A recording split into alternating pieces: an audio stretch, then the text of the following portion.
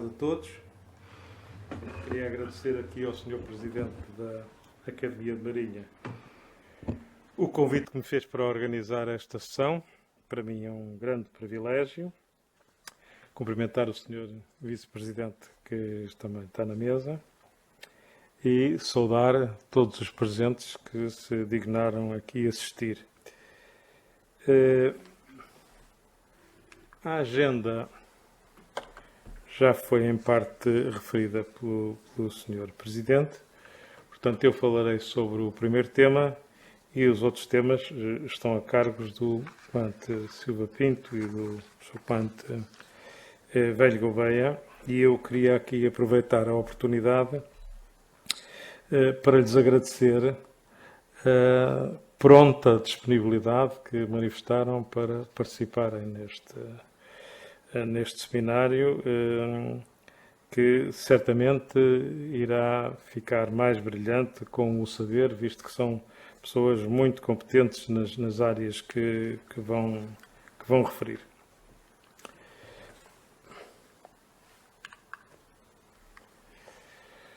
Ia primeiro falar de alguns antecedentes da segurança marítima e dizer que ontem foi dia 12 de outubro, fez precisamente 20 anos que um destroyer da Marinha Americana, por acaso a fotografia não se vê muito bem, mas ali do lado esquerdo, foi atacado com uma embarcação-bomba, um ataque suicida, no porto de Aden, quando se encontrava a reabastecer. E desse ataque resultaram 17 mortos, 39 feridos e uns danos avultados no navio. Ali na fotografia não se vê muito bem, mas são bastante avultados. Menos de um ano depois ocorreram os atentados contra as Torres Gêmeas de Nova Iorque. E estes acontecimentos, portanto, de terrorismo, marcam de facto o início da presença desta expressão segurança marítima em termos de security, e já referiremos mais alguma coisa sobre isso, na literatura especializada. É basicamente depois destes dois acontecimentos que isso acontece. Até então, existem um grande historial de referências à segurança marítima, mas mais num sentido de security, versando assuntos como a prevenção de acidentes no mar, a salvaguarda da vida humana no mar, principalmente após a Convenção SOLAS, que trata deste assunto, que data de 1914. Convenção essa que também aparece ou surge na sequência do célebre desastre do Titanic. Bastante mais tarde, já em 1948, é fundada a Organização Marítima Internacional, que também trata desses assuntos. E, portanto, aí é, como eu disse, há este largo historial de matéria, mas num outro sentido. A partir de 2010, dá-se o recrudescimento da pirataria, basicamente no Corno de África, mas também noutras partes do mundo. Neste momento, até não é o Corno de África a principal preocupação. E a segurança marítima passa, então, a ser dos assuntos mais versados, quer nos estabelecimentos de ensino superior, quer em organizações, quer até no plano individual. Portanto, há uma proliferação enorme sobre textos de segurança marítima. Não é só a pirataria, mas tem também a criminalidade organizada internacional no mar que contribui para isso. E Portugal não foge a essa regra. Quase todas as universidades em Portugal se debruçam sobre o tema. Para falar de algumas, aqui próximo, a Universidade de Lisboa, a Universidade Nova de Lisboa, a Universidade Católica, todas elas, também a Escola Naval, a Escola Náutica, enfim, todas essas, há teses de mestrado, há uma série, há uma enorme quantidade de textos. O Sr. Almirante já referiu, os cadernos navais também abordam temas desse tipo. os anais do Clube Militar Naval também, e há de facto esses 2 livros. Um deles é a segurança nos portos, mas há um também sobre a segurança no mar, que também tive o prazer de ser coordenador e que tem bastante informação sobre esta matéria. Desses estudos que são a nível mundial, o que acontece é que há uma evolução no conceito de segurança marítima num sentido multidisciplinar, porque começam a ser valorizadas as suas facetas de natureza política, de natureza económica, ambiental, militar, etc., etc., etc., e mais recentemente até da cibersegurança no ambiente marítimo. Também há um caderno naval que fala sobre isso. Por outro lado, as características da segurança marítima relativamente às características da segurança noutros ambientes confere um conjunto de especificidades que é preciso tratar com cuidado. Eu diria até que alguns dos autores destas matérias que têm pouco conhecimento do mar e que também muitos deles nunca navegaram, nem, enfim, sabem muito sobre esta matéria. Acontece que muitas vezes fazem raciocínios que não são adequados, porque lhes falta aqui um conhecimento mais aproximado das especificidades deste tipo de segurança.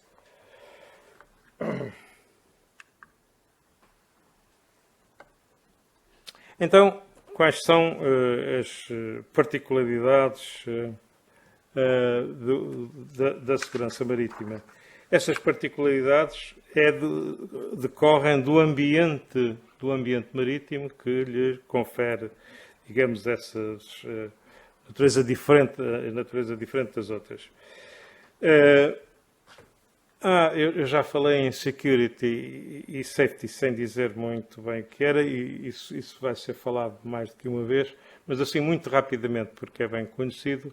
A security diz respeito a atos que são deliberados e que pretendem provocar prejuízo, ao passo que quando falamos de safety falamos dos riscos normais das atividades marítimas. A diferença é que quando nos referimos a security é preciso falar em combater os seus agentes, utilizando eventualmente a força, ao passo que quando, em termos de safety, o que é preciso é auxiliar os intervenientes e minimizar consequências. São as grandes diferenças. Mas, muitas vezes, já há sobreposições e isto torna-se aqui bastante complexo, às vezes, de definir onde é que começa a security e onde é que acaba a safety. Relativamente ao meio físico, todos sabemos que o meio físico é especial, requer equipamentos, mas requer experiência e requer pessoal especialmente preparado. Os espaços marítimos, não vou naturalmente falar aqui sobre as normas jurídicas dos diversos espaços marítimos que são bem conhecidos, do mar territorial, por aí adiante, a zona económica exclusiva e plataforma continental, mas referir um outro aspecto. Essa é uma diferenciação horizontal. Normalmente não referimos ou não ligamos a uma diferenciação vertical. E essa diferenciação vertical cruza-se com a diferenciação horizontal para formar blocos esses que têm situações jurídicas e materiais diferentes uns dos outros. E começaria por falar do subsolo marítimo, depois o solo marítimo, a própria coluna d'água, a superfície e depois, acima da superfície, o espaço aéreo, os satélites de órbitas baixas e órbitas altas, ainda o espaço exterior, que tem importância, por exemplo, para os mísseis, e, finalmente, até os astros, porque, como sabem, tem a sua importância, pelo menos para efeitos de navegação. E agora, se repararem nesses cruzamentos destes espaços horizontais, de mar territorial, etc., com esses verticais, têm a nítida noção que se mostra aqui uma série, uma quadrícula, digamos assim, especial. As especificidades e a importância da segurança marítima obrigam a uma permanente atenção, até porque ela oscila, pode rapidamente variar, e coordenação depende muito da sua multidisciplinariedade, que já referimos, e, portanto, obriga a organismos de diferentes naturezas que têm que ser coordenados. A integração num planeamento estratégico tem toda a vantagem para produzir coerência no sistema e, mais adiante, voltaremos a este assunto. Bom, torna-se quase evidente que a segurança marítima, ou a necessidade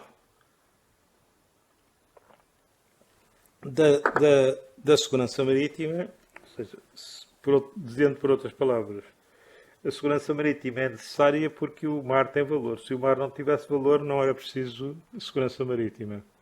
Em termos clássicos, toda a gente sabe que o mar, o uso do mar, é uma fonte de recursos, é uma via de transferência de bens, um meio de projeção de poder. Mas o que interessa mais aqui considerar é que, nos tempos modernos, há uma ampliação do valor do mar. E, portanto, se há uma ampliação do valor do mar, também, consequentemente, haverá uma ampliação da necessidade da segurança marítima. Algumas destas razões para a ampliação do valor do mar, a globalização, portanto, com a intensificação das trocas comerciais, que não têm alternativa viável na esmagadora maioria dos casos, pelo menos por enquanto, a tecnologia de exploração e de pesquisa de exploração e de investigação científica, que no seu conjunto vão promover novas descobertas, as capacidades de explorações a diferentes profundidades, saber onde é que existem novas riquezas, etc. Portanto, tudo isto aumenta o valor do mar e, portanto, mais necessidade de segurança marítima. A economia do mar depende de todo o resto, da globalização, da extração de novos materiais e, portanto, admite-se que a economia do mar vá florescer tanto, enfim, no futuro acreditamos que ela vai florescer, certamente. E as alterações climáticas. O mar também depende de alterações climáticas, mas o mar influencia as alterações climáticas, tem influências no ambiente, é influenciado pelo ambiente, daí que o seu valor relativamente a questões climáticas e ambientais. Os interesses para os Estados. Portanto, paralelamente, os interesses para os Estados que estão relacionados com a segurança têm tendência também a multiplicar-se. Eles são muitos e praticamente nós daremos aqui alguns, falaremos apenas de alguns, mas quando nós falamos de safety, a safety é importante para incutir confiança a todos os navegadores, porque sabem que podem ser ajudados ou podem ser salvos em caso de necessidade. Evidentemente que os Estados têm que proteger os recursos e evitar as violações da lei nos seus espaços jurisdicionais. No plano da defesa, o objetivo primordial da defesa é a segurança nacional. Ora, a segurança marítima deve ser vista, e também voltaremos a esse assunto, como um subsistema da segurança nacional, logo tem importância para a defesa nacional, quer no âmbito militar, quer até no âmbito não militar. Se nós falarmos de abastecimento crítico do país ou da regularidade do tráfego marítimo internacional.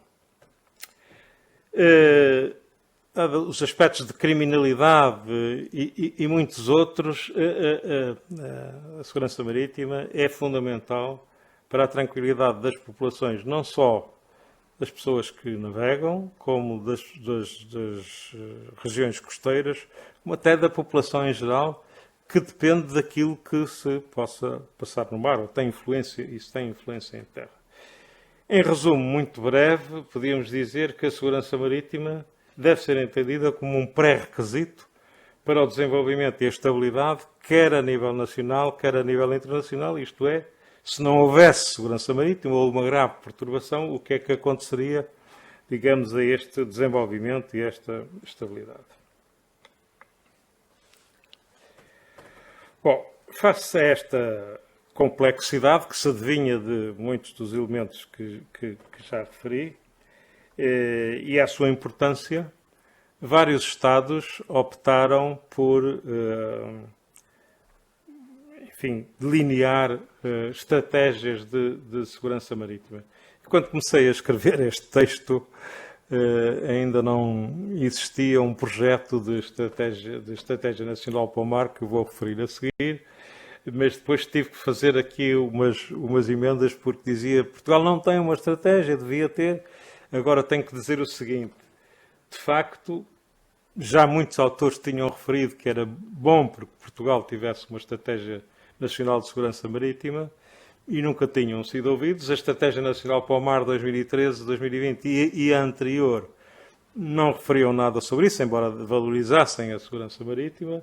Mas, finalmente, este projeto, que está agora ainda em consulta pública, julgo eu que ainda está, que é 2021-2030 e que já recebeu contributos, por exemplo, a Marinha já teve contributos, etc., de facto, tem uma medida, preconiza uma estratégia nacional de segurança marítima.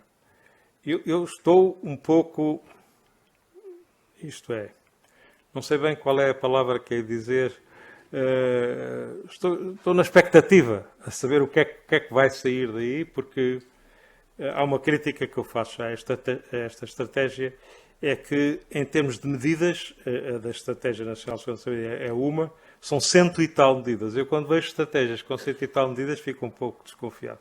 Já fiquei das anteriores, não é? Gostava mais que fossem 10 ou 12, mas de qualquer maneira nós não sabemos como é que vai ser concretizado, em que termos, mas será muito importante que efetivamente se faça, se vier a ser concretizada, não sabemos.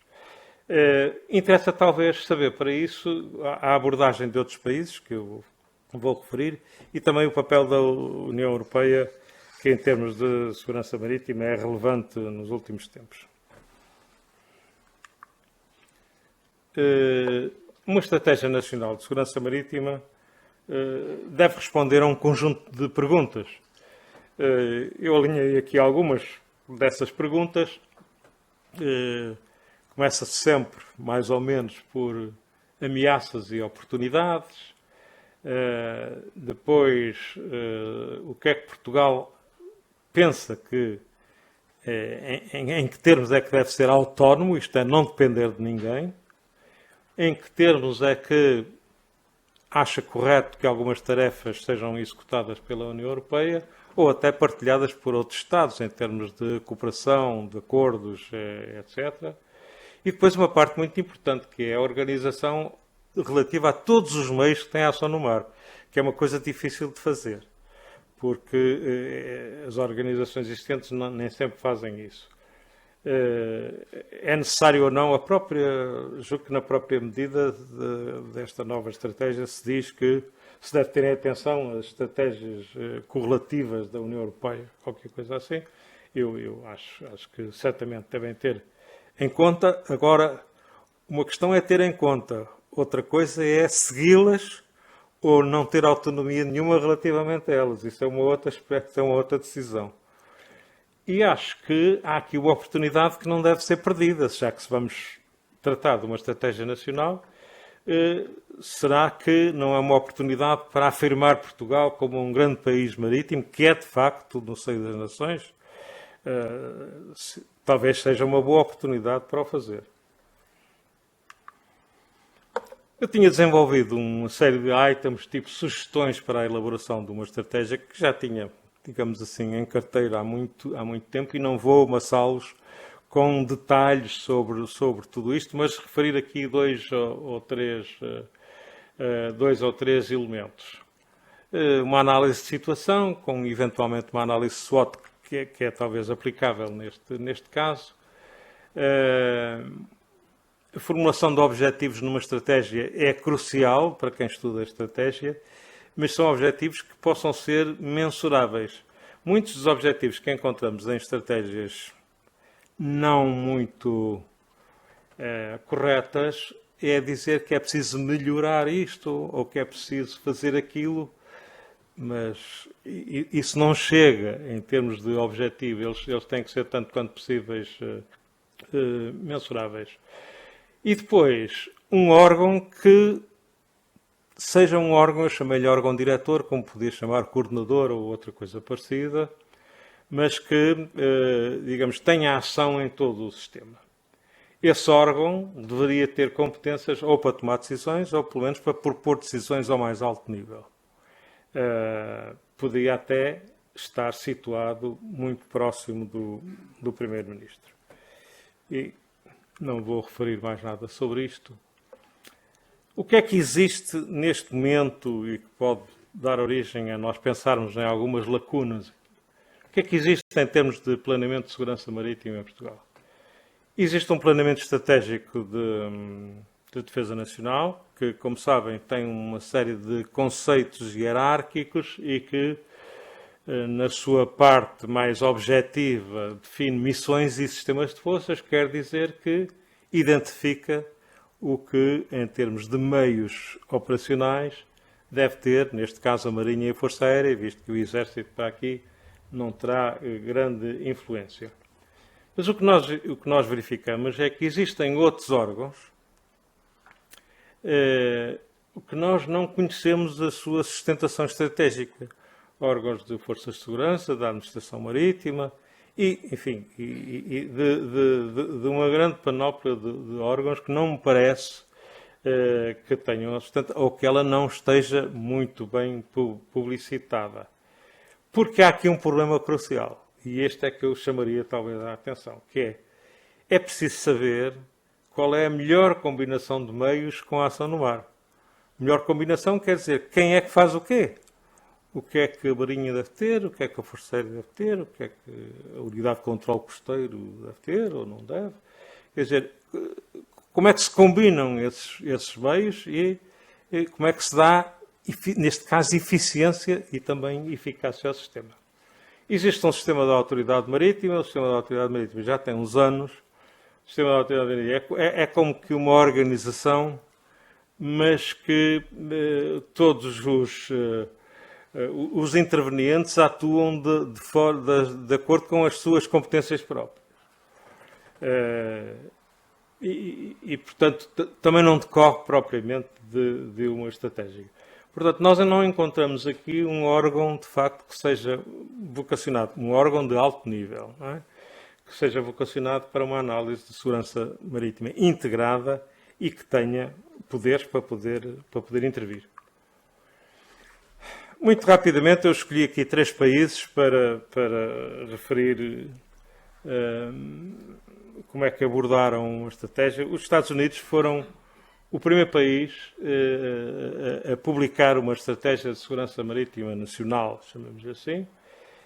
Não admira porque é uma reação ainda aos ataques terroristas.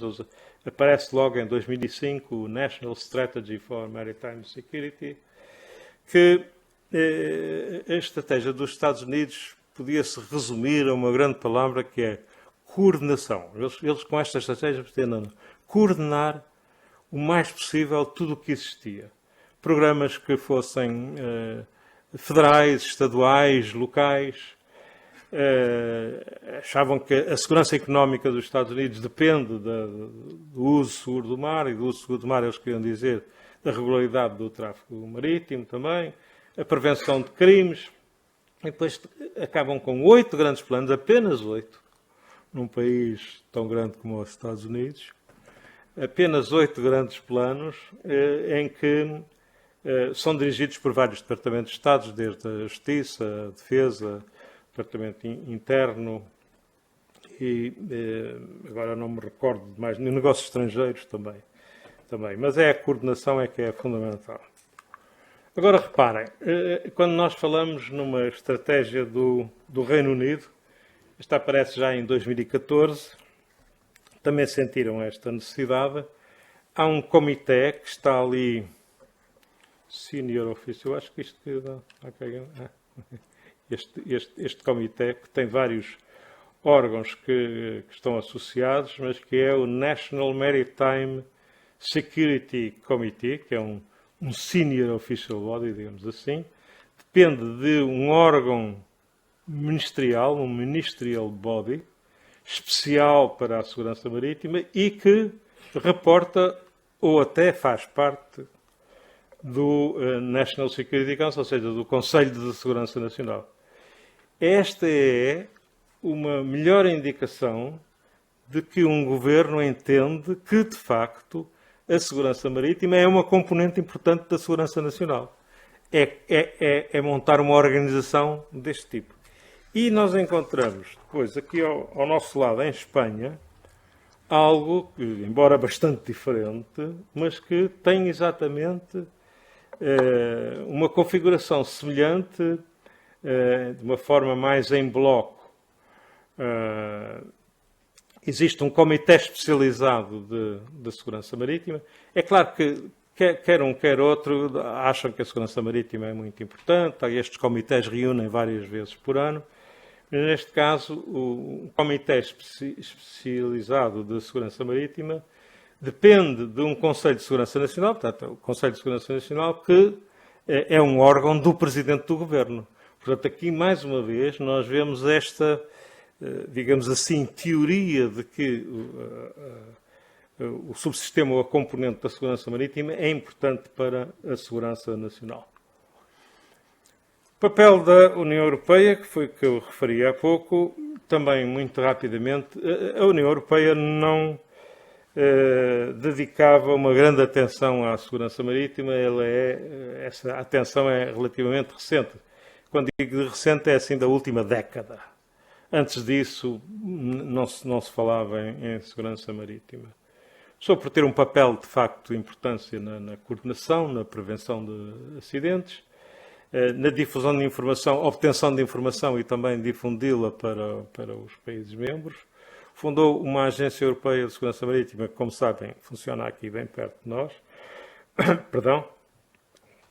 A sua sede e uma Frontex que tem a ver com a imigração ilegal no que diz respeito ao mar, porque também tem a ação interna. Tem a ver com a imigração ilegal e a criminalidade transfronteiriça e também organizam operações, mas isto é mais no aspecto de coordenação e de informação. A própria política marítima integrada valoriza a segurança marítima, mas não passa muito daí. Existe uma estratégia marítima para a região atlântica, mas que se dedica mais às áreas do desenvolvimento e do ambiente, propriamente dito.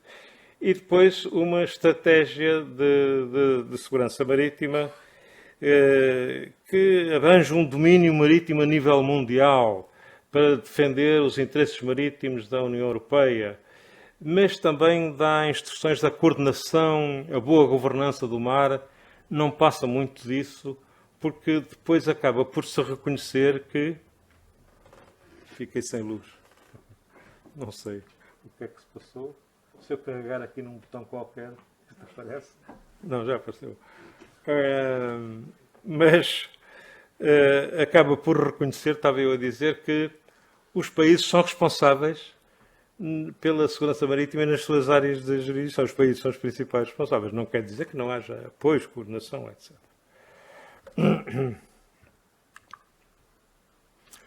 Ora, esta é uma questão interessante, é que a segurança marítima, no meu ponto de vista, é também responsável por uma nova faceta da diplomacia naval. Nós, em termos da diplomacia naval clássica, apontávamos aproximadamente para a utilização dos meios navais em apoio da política externa, mas sem chegar à área do conflito. Portanto, tudo aquilo que fosse influência e que utilizasse meios navais e fosse política externa, mas não chegasse a conflitos, está mais ou menos dentro da política naval, da diplomacia naval. Ora, a utilização de meios navais em benefício de segurança marítima noutras áreas que não os seus próprios Estados, não estava previsto. Não, quer dizer, a diplomacia naval não contemplava este tipo de situação, mas é isso que se tem verificado nos últimos tempos, não é? Em termos de cooperação bilateral e cooperação multilateral, o combate ao terrorismo marítimo, terrorismo internacional, a organização organizações de criminalidade internacional que passam pelo mar, enfim, todas as ilegalidades, digamos assim, e os países têm feito esta cooperação, quer a nível individual, e Portugal faz. Agora temos um navio permanentemente, por exemplo, em São Tomé, mas muitos países utilizam, portanto, esta diplomacia naval que está virada para a segurança marítima. O aspecto positivo é da cooperação, tudo o que é cooperação internacional é importante e é positivo. Há um outro aspecto, que é uma intervenção externa que exerce pressão sobre alguns países para... estou quase a acabar. Exerce pressão sobre alguns países a pretexto da necessidade da segurança marítima internacional. Estou quase a acabar, faltam-me apenas 2 slides, um sobre perspectivas futuras, que é fácil. No futuro, pelas razões, enfim, várias que já referi, haverá certamente uma intensificação de atividades no mar, não será possível eliminar ameaças e riscos, e onde sempre aparecer, isto é um jogo de gato e rato, quando se tem uma ação qualquer, haverá uma reação. Podem surgir crises e conflitos com influência no mar, e nesse caso a segurança marítima pode assumir outro tipo de proporções. Os Estados devem reavaliar os seus interesses no mar à medida que é necessário atuar mais em termos de segurança marítima, e isso vai acontecer. E aquilo que referi agora por outras palavras, que os Estados costeiros podem ser obrigados a aceitar imposições externas quando não tenham condições para exercer a segurança marítima nas suas águas jurisdicionais. Há uma tendência da União Europeia, através da coordenação, através dos sistemas de informações e através de outras formas, no meu ponto de vista, de absorver mais poderes. E isso os Estados é que devem querer saber que poderes é que a União Europeia terá que ter. Mas há uma expressão que tem sido usada que levanta um pouco de dúvidas sobre qual é o seu verdadeiro significado quando se fala do mar europeu. Mas o mar europeu é o mar da Europa ou é o conjunto das águas jurisdicionais dos países? O que é que se quer dizer com isto do mar europeu? Acho que era bom que se clarificasse. O último slide.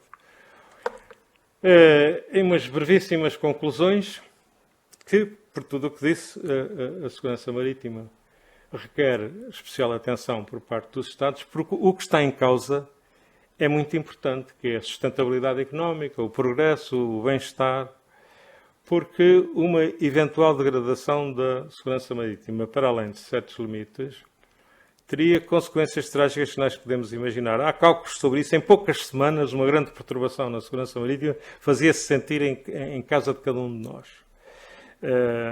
E muitas indústrias ficariam em situação difícil, porque hoje em dia há um critério que em inglês diz melhor, que é o just enough e just in time. Isto é, há uma cadência logística obriga a que as mercadorias cheguem em tempo e em quantidade. E quando isso é cortado, como nós vemos a Auto Europa parar por falta de peças, é porque a cadeia logística alguma coisa sucedeu mal. E esta eventual degradação seria trágica. Não é? Depois, e finalmente, é uma maior integração entre o planeamento estratégico e a segurança marítima, E deve ser considerado a longo prazo, porque tudo o que diz respeito ao mar deve ser considerado em termos de longo prazo, porque é difícil e complexo.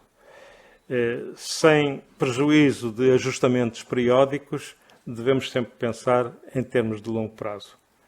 E vou terminar chamando apenas a atenção que as intervenções que seguem vão focar alguns destes aspectos e desenvolvê-los, e vão acrescentar outros que serão tão importantes como estes. Muito obrigado.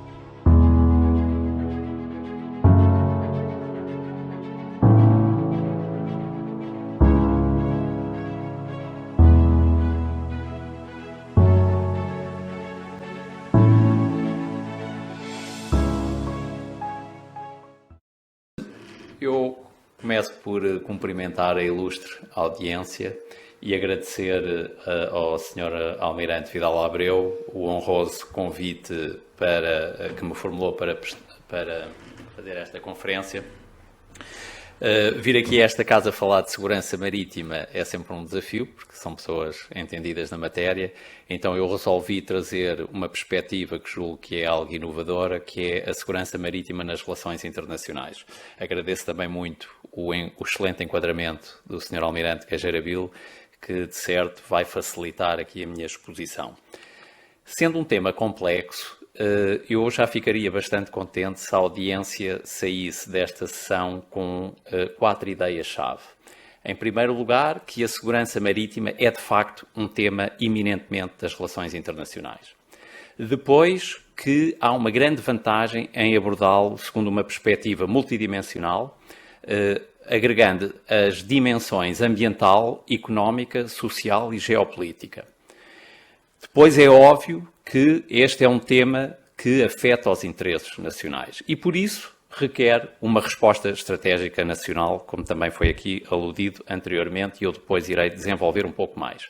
Portanto, estas são as 4 ideias-chave e, para conseguir passá-las, proponho seguirmos esta agenda. Eu começarei por aqui tentar valorizar aquilo que, passa a redundância, o valor estratégico do mar, naquelas 4 dimensões. Depois entrarei na segurança marítima para então abordar qual é o contributo que as relações internacionais podem dar para a compreensão do tema e também para nos ajudar a formular estratégias.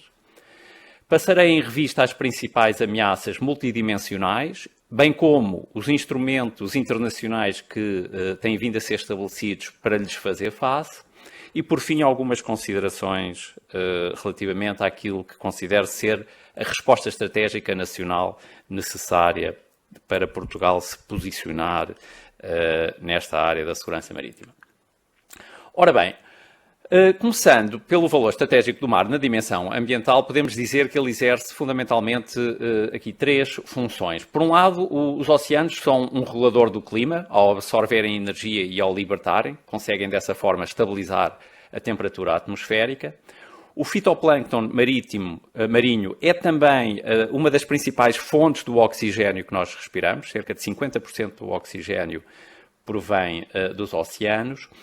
E também é um importante sumidor do carbono, do dióxido de carbono, que é gerado pela atividade humana em excesso. Obviamente que, ao absorver este carbono, também prejudica a própria saúde dos oceanos, pela acidificação dos oceanos, que acaba por ter um impacto negativo nos ecossistemas marinhos. Mas é a dimensão económica que nos permite quantificar o valor estratégico do mar. De facto, há duas grandes componentes que estão na base da globalização, da economia global. Uma delas é o transporte marítimo, e sabemos que cerca de 90% do comércio mundial é transportado por via marítima. Para Portugal, isto tem uma importância ainda mais acrescida, porque 100% do petróleo que nós consumimos em Portugal é importado por via marítima. A segunda componente da globalização tem a ver com a informação e também aqui os oceanos jogam um papel importante, porque os cabos submarinos são responsáveis pelo transporte de cerca de 97% das comunicações de telefone, dados e internet a nível intercontinental. E de salientar que Portugal é o único país da Europa por onde que se interliga com cabos submarinos a todos os continentes, o que demonstra bem a importância da nossa posição, a importância estratégica da nossa posição geográfica. Salientava aqui alguns números daquilo que podemos chamar os usos tradicionais do mar. Um número interessante tem a ver com o crescimento anual da aquacultura a nível mundial, 7% ao ano. E também isto reflete a importância do consumo do peixe como uma das principais proteínas animais. Também de salientar aqui que 30% da produção mundial de hidrocarbonetos já provém de plataformas offshore. E aqui há talvez a lamentar que Portugal está neste processo de extensão de plataforma continental, mas que ainda estamos longe de aproveitar os nossos recursos e parece que a política ambiental nos está a inibir de ir neste caminho. Enfim, são opções políticas, mas o que é um facto é que, como eu disse há pouco, não deixamos de correr o risco ambiental porque diariamente passam nos nossos portos dezenas de petroleiros, portanto não estamos isentos do risco ambiental, é preciso fazer esta consideração. E depois um outro número que nos leva para o Green Deal da União Europeia, que tem a ver com o objetivo de, até 2050, 30% da eletricidade produzida na UE ter origem em fontes eólicas offshore. Mas existem outros usos emergentes do mar, que importa também salientar, como é o caso do aproveitamento da energia das ondas, da extração mineralífera, da biotecnologia azul e da aquacultura offshore, que requerem ainda algum progresso tecnológico e também uma maior procura por parte da economia para se tornarem rentáveis, o que deverá acontecer no longo prazo. Gostaria aqui de salientar a quantificação da economia do mar para Portugal. Ora bem, o último estudo da União Europeia, o último relatório de 2020, aponta para que Portugal tenha tido, entre 2009 e 2018, um crescimento de 70% da economia azul, que também é outro termo para designar a economia do mar, versus apenas 13% de crescimento da economia nacional global. Ora bem, aqui é preciso ter em linha de conta que este número que foi atingido, 5,7 mil milhões de euros, atingido em 2018, é preciso ter em atenção que 70% diz respeito ao turismo costeiro. Ainda assim, julgo que será muito interessante seguir de perto a evolução que temos com o registro de navios de bandeira portuguesa na Madeira, também o crescimento da construção naval em Viana do Castelo e a expansão do Porto de Sines. Serão certamente três projetos, três setores da economia azul a seguir de perto em Portugal. O mar também joga um papel fundamental em termos sociais. Repare-se que cerca de 1/3 da população mundial habita a menos de 100 km do mar. Obviamente que isto também exerce uma pressão nas zonas costeiras bastante significativa, nomeadamente em termos de poluição. É preciso dizer que 80% da poluição do mar é gerada em terra, nomeadamente por produtos plásticos que acabam deitados ao mar. E ainda nesta dimensão social, referir o tal relatório da União Europeia de 2020, que também aponta para um crescimento muito interessante dos empregos ligados à economia do mar. Portanto, entre 2009 e 2018, registrou-se um crescimento do emprego da economia azul em Portugal de 51%, quando no mesmo período em termos de emprego, a economia nacional regrediu 1%. Portanto, a população ativa empregada desceu durante este período, o que se pode explicar, nomeadamente, pelo envelhecimento da população. Na dimensão geopolítica, interessa aqui salientar que existem dois interesses antagónicos que a comunidade internacional enfrenta. Por um lado, todos os Estados querem liberdade de navegação, sobretudo nas águas dos outros Estados. Mas todos eles também querem exercer um maior controle dos seus espaços marítimos. E isso é muito visível nesta transição do slide que eu vou fazer agora. O que nós vemos aqui, a azul claro, é já a pretensão dos Estados, aquilo que lhes é conferido pela Convenção das Nações Unidas sobre o Direito do Mar, em termos de zonas económicas exclusivas.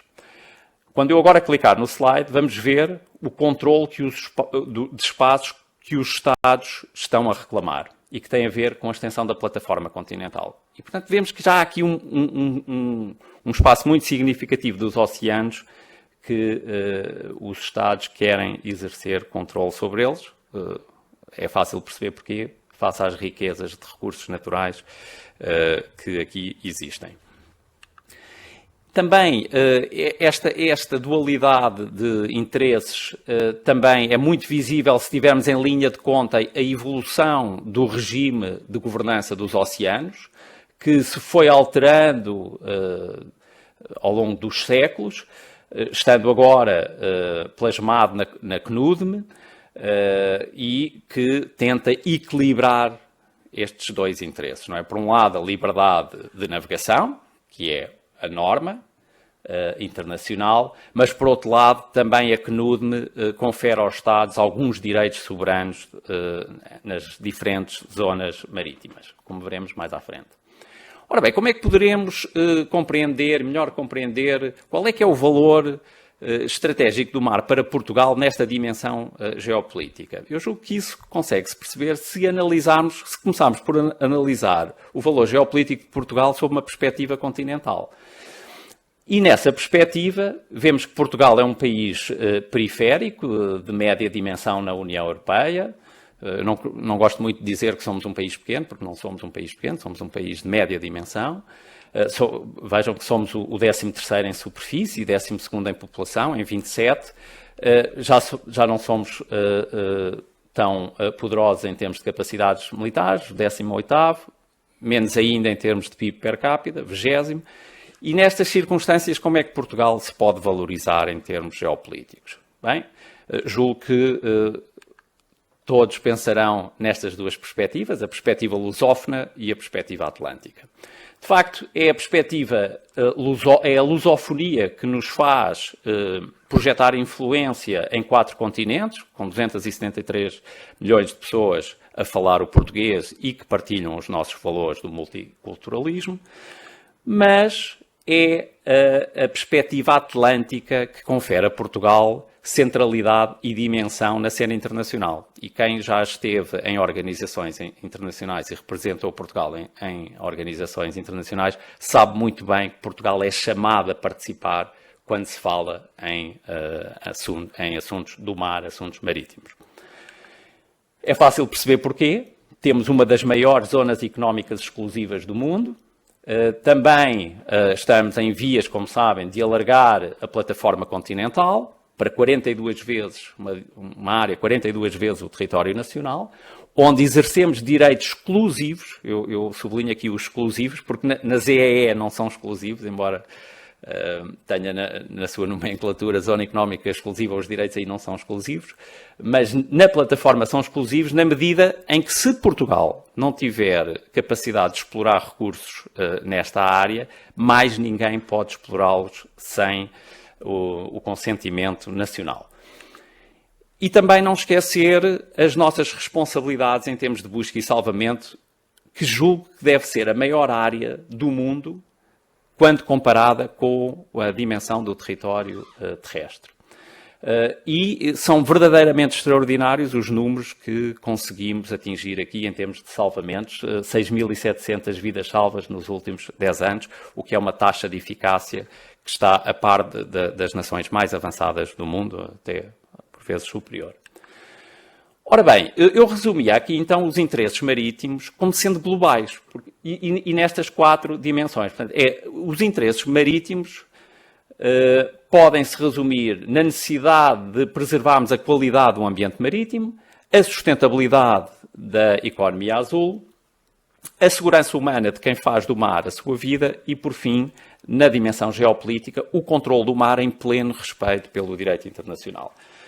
Ora, se tivermos em atenção estes 4 interesses, facilmente podemos ver que eles não são nacionais ou regionais, eles são globais. E também as ameaças que os podem afetar também podem ter impactos globais. E daí este tema se justificar o estudo deste tema no quadro das relações internacionais. E esse é precisamente o segundo tópico que proponho agora abordar. Diz-se, e isto acontece em muitos temas das relações internacionais, que a definição, que o conceito de segurança marítima é um conceito essencialmente contestado nas relações internacionais. Ou seja, não existe um consenso internacional para uma definição única. No entanto, como refere este autor, Christian Bucher, é das pessoas que mais tem estudado estes temas, este tema da segurança marítima nas relações internacionais, o facto de ele ser estudado nesta disciplina tem o benefício de chamar a atenção para estes novos desafios e depois reunir apoio para os desenvolver e os abordar. Eu acho que é muito interessante aqui a definição que é apresentada pela União Europeia na estratégia que foi aqui referida, na estratégia de segurança marítima da União Europeia. Porquê? Porque se centra num estado final desejado, ou seja, na ausência de uma ameaça, em vez de ações, porque quando estamos a falar de ações já estamos a entrar no campo da estratégia.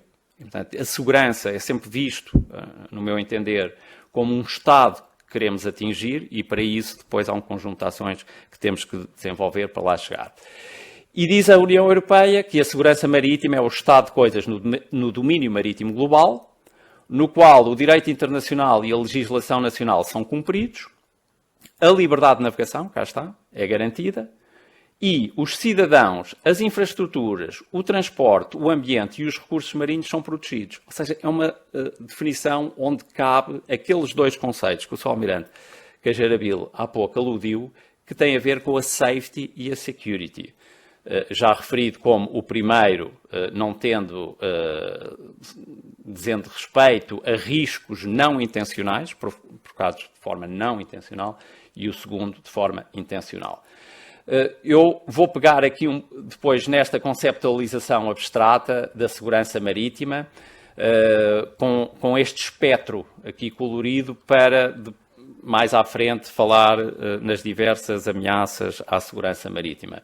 Só para dizer que uma possível tradução destes 2 conceitos anglo-saxónicos, que às vezes em português têm dificuldade de tradução, a safety e a security, uma possível tradução é que à safety estão ligadas ações de salvaguarda, à security estão ligadas a ações que podem ir desde a proteção à defesa, consoante as ameaças que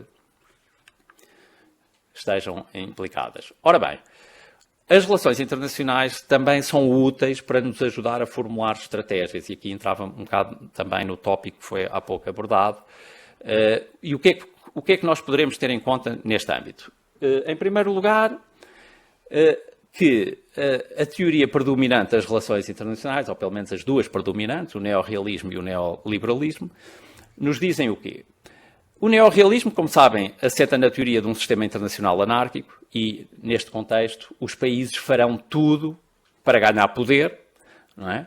E optarão sempre por escolhas racionais. E, nesse sentido, vão ter sempre presente quais são os interesses nacionais a defender. O que, no domínio marítimo, diz respeito aos espaços a controlar e aos recursos a explorar. E, por isso, as opções de poder naval vão ser sempre um objetivo permanente de qualquer nação marítima. Mais poderosa, menos poderosa, vai estar sempre presente. E, aliás, aqui queria referir, julgo que na semana passada houve aqui uma sessão de estratégia marítima, não sei se isto foi referido, certamente terá, sido, mas a China já superou a esquadra americana. Portanto, a esquadra chinesa, em termos de números de navios, já superou a esquadra americana e, portanto, isto é algo que julgo que o Ocidente terá certamente que refletir. Ora bem, a outra corrente predominante das relações internacionais, o neoliberalismo, também aceita, sim senhor, os desafios causados pelo sistema internacional anárquico, mas defende que existe um papel para a cooperação internacional. E isso é mais do que evidente neste domínio marítimo. Basta olhar para as estratégias que existem ao nível das organizações internacionais, como a União Europeia, a NATO, mas também de outras estratégias, como a da União Africana. E, de facto, julgo que é de ter em conta também esta teoria.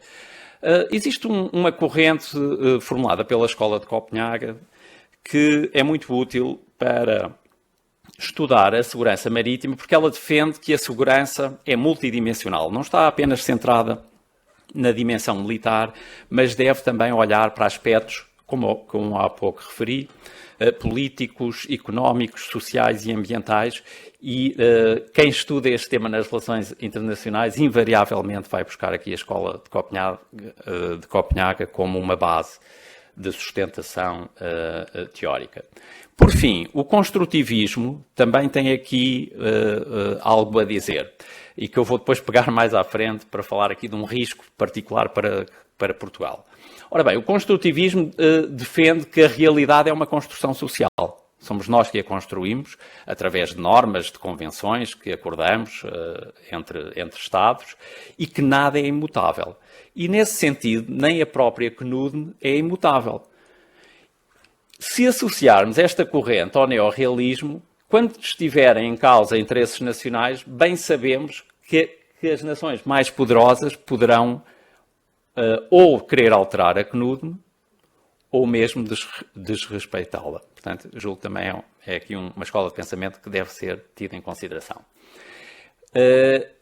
Passava então agora em revista as principais ameaças à segurança marítima, apontando só que aqui do lado esquerdo vão ver as dimensões que são afetadas por estes riscos e ameaças e do lado direito a tal indicação semafórica que reflete um pouco aquele espectro que há pouco indiquei, da safety e da security, aqui indicado. Neste quadro vemos aqui 4 riscos e ameaças. De facto, o único que se insere exclusivamente no âmbito da safety são os riscos provocados pelos desastres naturais, porque todos os outros, desde a poluição do mar aos acidentes marítimos e à pesca ilegal não declarada e não regulamentada, podem ter ou não intencionalidade, podem ser ou não provocadas intencionalmente, deliberadamente. E daí termos aqui os 2 semáforos ligados. Já só na vertente da security, da proteção, eu diria que aqui ainda estamos na esfera da proteção, afetando tanto a dimensão, tanto os interesses económicos como sociais, temos o principal flagelo com que a Europa se confronta, o tráfico de migrantes. Esse sim, é o tráfico de migrantes, não os migrantes em si, mas o tráfico de migrantes é uma ameaça à segurança marítima. O tráfico de narcóticos, que afeta Portugal. Portugal está na rota do narcotráfico, é preciso dizer, e, portanto, é uma ameaça que existe nas nossas águas e, portanto, que devemos ter atenção. A pirataria e o assalto à mão armada, que, embora não exista em águas sobre jurisdição ou soberania nacional, existe certamente em áreas de interesse estratégico nacional, como é o caso do Golfo da Guiné, de onde importamos cerca de 40% do nosso petróleo, e, portanto, e daí termos 5 missões no próximo ano centradas no Golfo da Guiné, em que a Marinha e a Força Aérea irão participar. Uma nova ameaça, que são os ciberataques, que podem afetar tanto a navegação como a atividade portuária.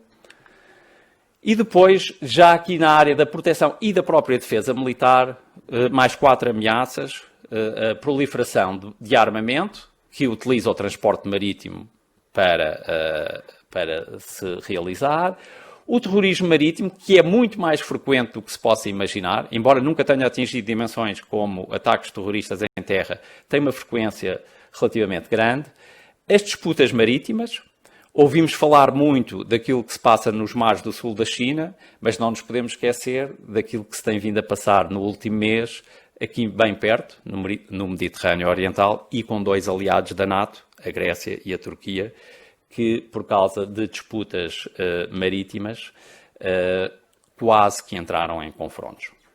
Eu digo quase, chegou a haver um abalroamento entre navios de guerra das duas marinhas.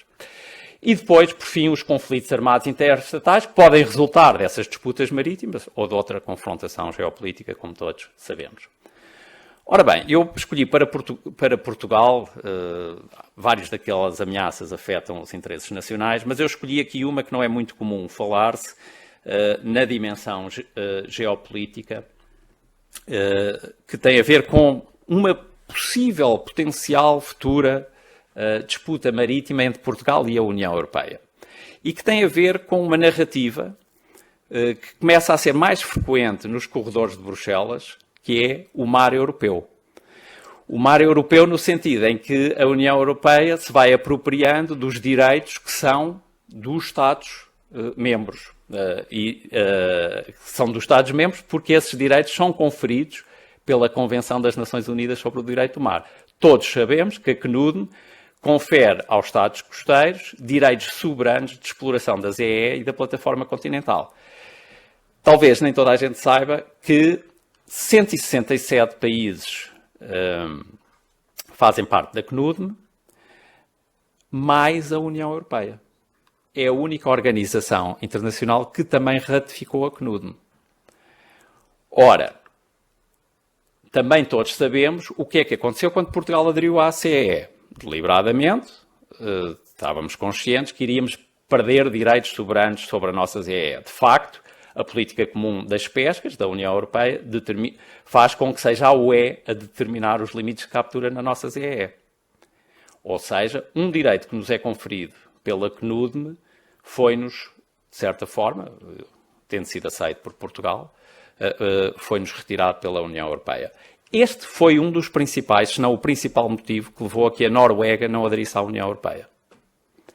Ora bem, se tivermos agora em conta aquilo que tem a ver com a geopolítica da extensão da plataforma continental e com a imensidão da área que a Portugal cabe, nomeadamente quando comparado com outros países muito mais poderosos no seio da União Europeia, mas com muito menor área marítima, eu julgo que isto é motivo de reflexão e de conhecimento, sobretudo pela nossa diplomacia, para que nunca perdamos os direitos soberanos que ainda são nossos de explorar os recursos naturais na plataforma continental. Portanto, parece-me que esta narrativa do mar europeu é, de facto, algo que deve ser tido em conta.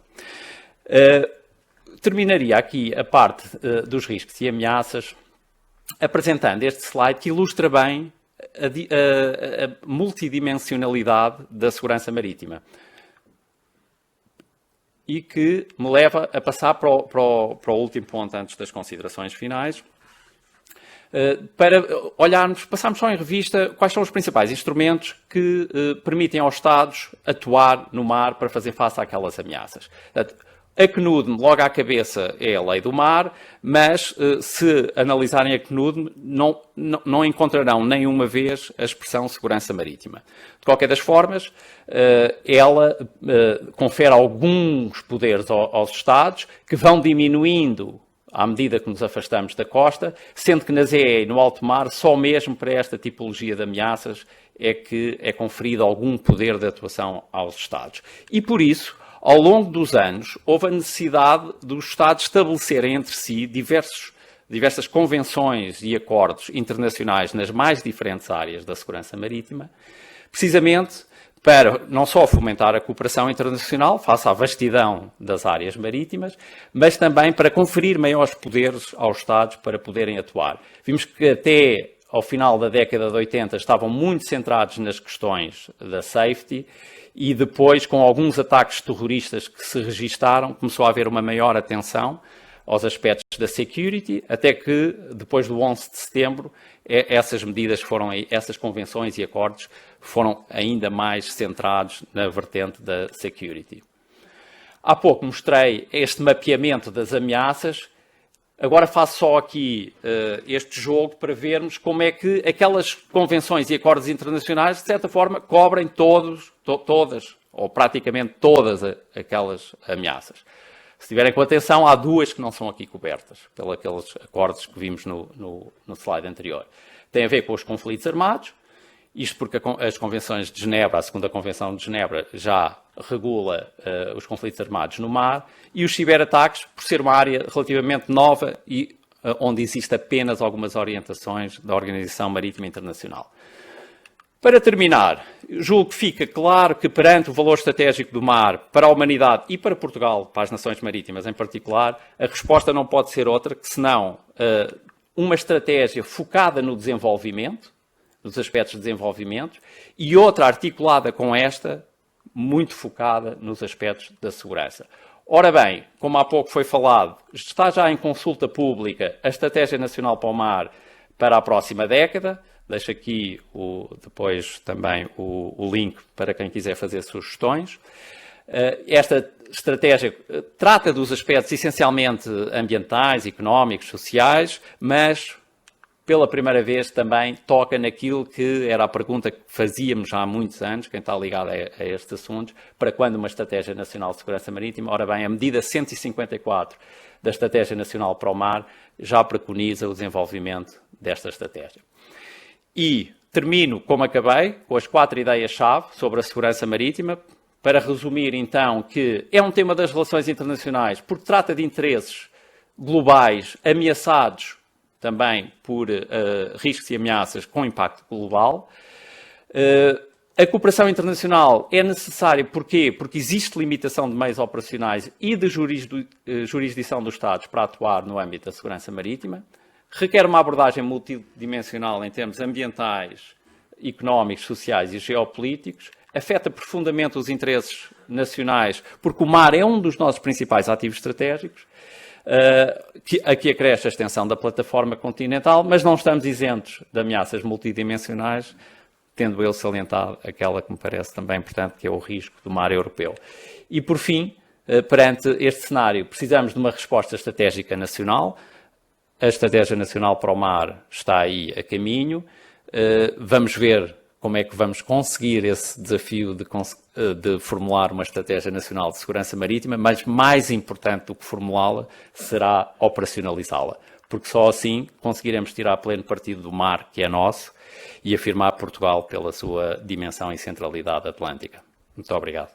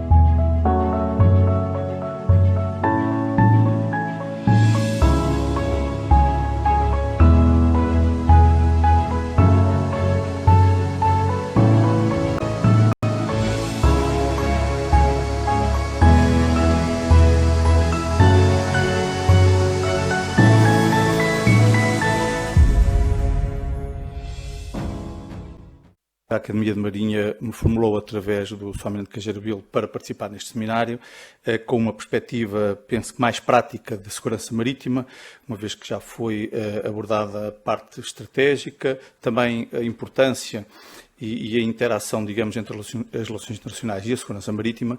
Vimos, como bem exposto foi pelo engenheiro Silva Pinto também, o interesse que esta matéria suscita para as relações internacionais.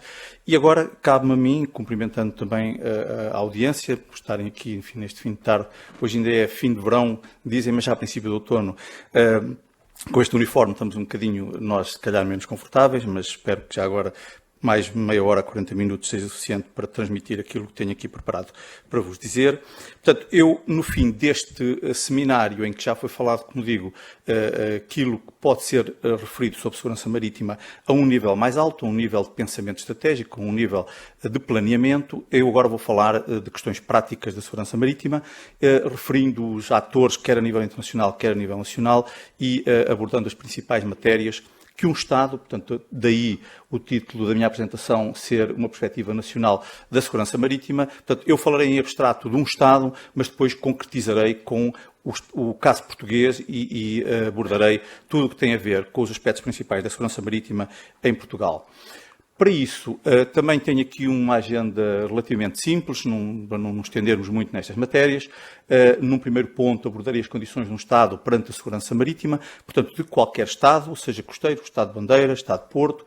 Depois, abordarei também os fatores contributivos para a insegurança no mar. Isto é uma outra forma de dizer o que é que contribui, naturalmente, para a segurança no mar. Serão aqui também referidas áreas temáticas da segurança e proteção marítima. Já foi explicado a questão da proteção como tradução que foi adotada em Portugal para o security, para a área security. Isto causou uma grande celeuma na altura. Eu estava exatamente na Direção-Geral da Autoridade Marítima. Chegava a haver 3 reuniões por semana no Instituto Portuário dos Transportes Marítimos, exatamente para chegar a uma conclusão, a um consenso sobre o que deveríamos adotar para o security, uma vez que tínhamos para o safety a palavra segurança. Mas hoje temos aqui um quadro sólido nesta matéria, que eu abordarei também muito ao de leve, com 2 slides, depois mais para a frente.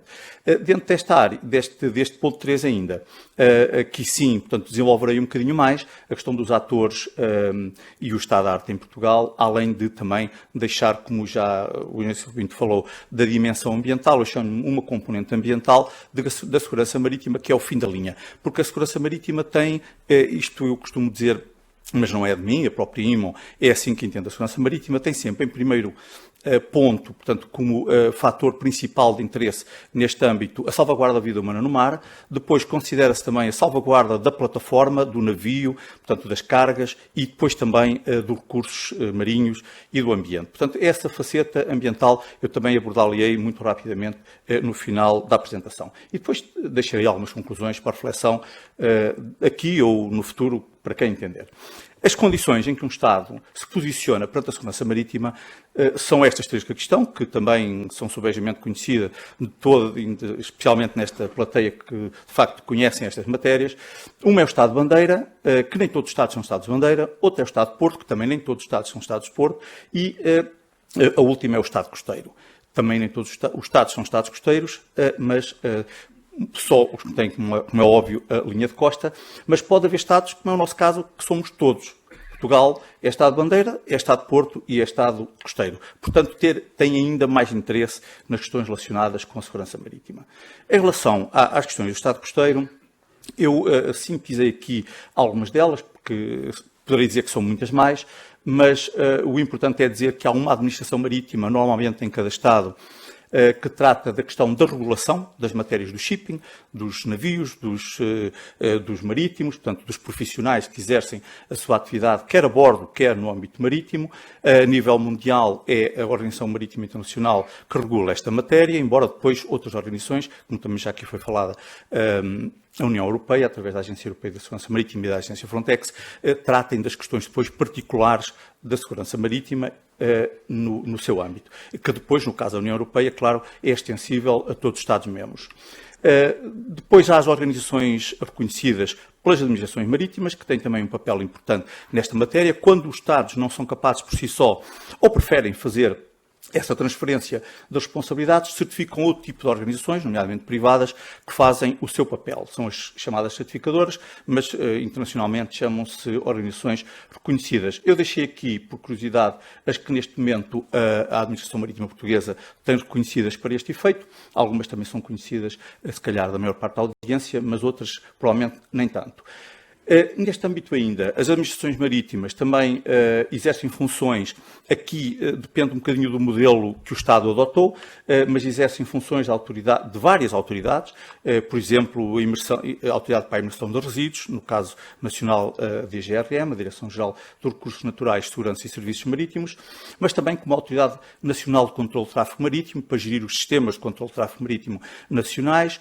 Nós aqui temos uma pequena lacuna, porque quando foi feita a lei que regula esta matéria do controle de tráfego marítimo e que foi designada, mais uma vez, a Administração Marítima como autoridade neste contexto, deixou-se de fora, por exemplo, o CIVIC, que é, como sabemos, coordenado e gerido pela UCC da GNR, e também o Long Range Identification and Tracking of Ships, aliás, todos os outros, exceto o VTS e o AIS, que já eram, digamos, propriedade, pelo menos o VTS, da Administração Marítima. Também pode desempenhar funções de autoridade competente para a proteção do transporte marítimo e dos portos, que é a autoridade nacional no âmbito do security, portanto, para tudo o que tem a ver com proteção em Portugal. E eu depois à frente já explicarei um bocadinho melhor sobre isso. Tem também ainda capacidade de atuar no âmbito da náutica de recreio e de outras atividades marítimas. Na náutica de recreio, por exemplo, todos os regulamentos da náutica de recreio, e o último é bastante recente, são desencadeados pela Administração Marítima e depois recolhem contributos, como também é feito noutras áreas, de outras entidades com responsabilidades nas matérias, nomeadamente, neste caso, a Autoridade Marítima Nacional. Tem também muito a ver com a questão da prevenção, não o combate à poluição, mas a prevenção da poluição, porque adota, por exemplo, tudo que é regulamentação internacional relacionada com esta matéria, e são muitas convenções, e existem depois também aqui outras autoridades, nomeadamente autoridades marítimas ou guardas costeiras, consoante, mais uma vez, for o modelo em vigor em cada Estado, que exercem o poder do exercício da autoridade do Estado no mar e que, portanto, complementam, por assim dizer, a componente das administrações marítimas enquanto Estado de bandeira. Já enquanto Estado de Porto, também, mas aqui ainda mais notoriamente, estas funções são partilhadas por um conjunto de várias entidades, que podem também ser as administrações marítimas, as autoridades marítimas, autoridades portuárias, enfim, todas as autoridades do Estado, como o Serviço de Estrangeiros e Fronteiras, a Autoridade de Saúde, a Autoridade Tributária e Aduaneira, enfim, todas as que atuam, que têm competências legais sobre atividades portuárias, também têm um papel a desempenhar nesta matéria. De destacar, naturalmente, o Capitão de Porto, na qualidade de Autoridade Marítima Local e Comandante Local da Polícia Marítima, que mantém, apesar de cada vez mais, isto é a minha perspectiva, ter, como o Sr. Almirante referiu, nas palavras iniciais, trabalhado muitos anos na Direção-Geral da Autoridade Marítima, mas também no terreno, eu tenho-me apercebido que cada vez mais é a intenção da Administração Marítima tomar conta, e das próprias administrações portuárias, tomarem conta de atividades que tradicionalmente eram da Autoridade Marítima. Isto não estou a dizer nada de novo, como digo, as pessoas notam isto, embora o Capitão de Porto, também seja importante dizê-lo, continue a ser uma referência e até há quem ainda entenda que o Capitão de Porto tem muito mais competências do que aquelas que efetivamente hoje tem, de acordo com o quadro jurídico em vigor. As administrações portuárias gerem o espaço, isto também aqui é importante referir isto, porque quer as administrações portuárias, quer os concessionários dos portos têm competências que às vezes parece que sobrepõem, mas não. Na modalidade dos nossos portos, que é o landlord port, portanto o porto proprietário que depois concessiona para certas atividades, para serem explorados às concessionárias, o porto, por exemplo, tem nas suas competências a pilotagem, a segurança, e proteção do porto, nomeadamente, como vamos ver à frente, no âmbito da administração do porto, que funciona a Comissão de Proteção do Porto, também o Centro Coordenador de Operações de Proteção do Porto, embora na verdade seja coordenado pelo Capitão de Porto, e, portanto, deixa, digamos, a atividade mais económica para os concessionários, cabendo-lhe a garantia do funcionamento normal do Porto em todas as outras dimensões. Enquanto Estado costeiro, mais uma vez, também há muitas entidades que concorrem para esta função de um Estado costeiro. Em Portugal, esta função é garantida dentro do quadro de atribuições, o Sr. Almirante Cajabil já apresentou também, do Sistema da Autoridade Marítima. O Sistema da Autoridade Marítima foi o último, foi estabelecido, como sabemos, em 2002, vinha o outro de 84. Também carece ali de algumas atualizações, mas tem provado que, de facto, é uma forma de trabalhar e é uma forma de exercer a autoridade do Estado no mar, onde cada um tem o seu papel próprio, dentro também de um quadro de competências próprio. Além destes tópicos, também se pode, mais uma vez, referir que, mesmo enquanto Estado costeiro, as administrações marítimas, as autoridades marítimas ou as guardas costeiras, dependendo mais uma vez, como digo, do modelo, exercem as funções que eu há pouco referi, o controle de tráfego marítimo, no âmbito do security, do Maritime Assistance Service, que tem a ver com o aconselhamento dos navios quando precisam, quando os comandantes precisam de aconselhamento sobre qualquer aspecto. Neste momento, em Portugal, quem faz este papel é o Centro Costeiro do Tráfego Marítimo do Continente de Paços de Arcos, que é gerido também e operado pela Administração Marítima, nomeadamente pela DGRM. A coordenação das ações SAR, já sabemos que não é assim. À frente também vou abordar esta questão. Isto continua a ser uma competência da Marinha, através do Decreto-Lei 1594, mas também por via da ratificação da Convenção SOLAS de 1979, da Convenção SAR, perdão, de 1979, e depois tem tudo que é a fiscalização das atividades marítimas, mas também o ordenamento do espaço marítimo, que é uma atividade relativamente recente, que quer a Administração Marítima, quer a Autoridade Marítima, quer outros parceiros, mas aqui essencialmente estes dois, têm que olhar em conjunto e têm que tratar em conjunto. Aliás, é isso que se está a fazer e também daí a nova Estratégia Nacional para o Mar ter muitas medidas relacionadas exatamente com a questão do ordenamento do espaço marítimo.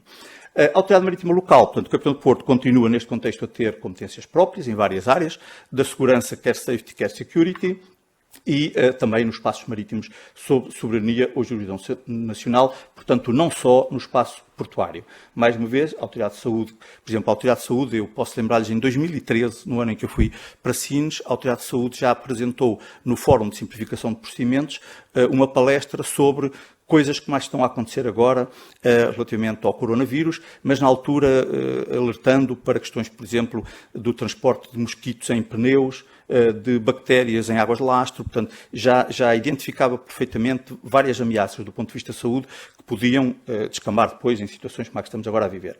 E pronto, outras também que neste âmbito podem atuar no exercício da autoridade do Estado no mar enquanto Estado costeiro. Fatores contributivos da insegurança no mar também já foram aqui abordados, também tenho só este slide para os relembrar no contexto desta apresentação.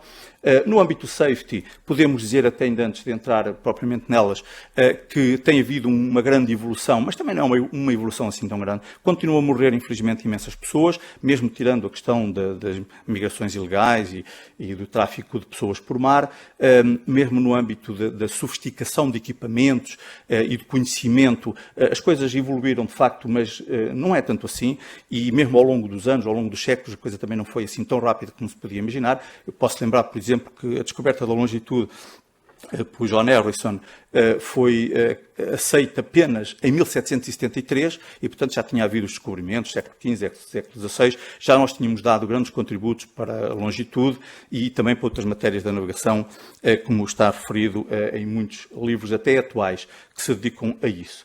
Portanto, em termos aqui de safety, é aquilo que nós sabemos, as condições de mar e tempo são um fator muito contributivo, obviamente, para que possa haver acidentes e, portanto, daí haver perda de vida humana, perda de navios e também ameaças para o meio ambiente e para os seus recursos.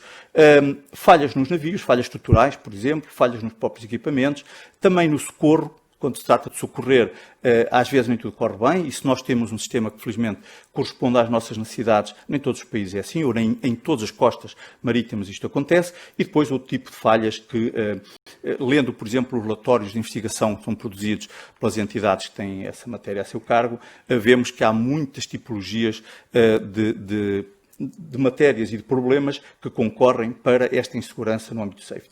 No âmbito security, também já foi aqui falado, são os atos de pirataria, os atos de terrorismo, os diferentes tráficos, assaltos à mão armada, ataques cibernéticos cada vez mais. Em 2017, lembram-se, o maior ataque a um porto, por exemplo, que envolveu claramente navios, foram apanhados, digamos, como consequência direta desse ataque, foi em 2017, mas já tinha havido vários também a partir de 2010, e o transporte ilegal de armas, que também todos conhecemos os efeitos que isto pode ter. Portanto, temos aqui as três áreas também sintetizadas, a área safety, onde constam sobretudo regras de navegação, cumprimento de regras de navegação, preparação dos marítimos, matérias relativas com a certificação, quer dos navios, quer também dos marítimos. A área security, em que é preciso termos um quadro jurídico, por um lado, como vamos ver a seguir, mas também gente preparada para corresponder às necessidades que cada Estado tem em qualquer uma das modalidades ou daquelas formas que eu apresentei antes, de corresponder a problemas neste âmbito, e depois também tudo o que isto pode implicar na questão do ambiente, e por isso o ambiente está aqui um bocadinho de lado. Nós já falámos, pode haver ataques a petroleiros, e houve, o Limburg, por exemplo, petroleiro francês.